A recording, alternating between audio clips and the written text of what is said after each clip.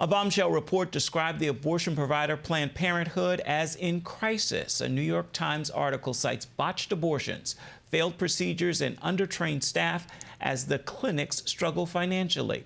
As Charlene Aaron reports, the revelations mirror what pro-lifers have been saying for years.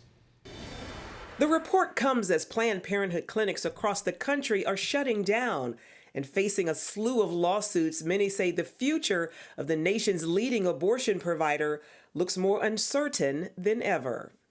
The New York Times article highlights a number of complaints against Planned Parenthood, including the story of a woman who filed a malpractice suit after her experience at a clinic in Albany, New York. After undergoing a procedure for an abortion, she left, but later returned after experiencing severe pain. The clinic told her nothing was wrong and sent her back home. 12 weeks later, she delivered a baby that was alive, but later died. Such stories come as no surprise to those in the pro-life movement. This is how Planned Parenthood has run many of its businesses for years. And for those of us who are deep in the pro-life movement, we've seen this. Many point to financial corruption as well. In 2022, Planned Parenthood received $498 million in donations, but according to the Times, little of it goes towards health care. For years, pro-lifers have called for an end to taxpayer funding of the organization. The Southern Baptist Convention's Ethics and Religious Liberty Commission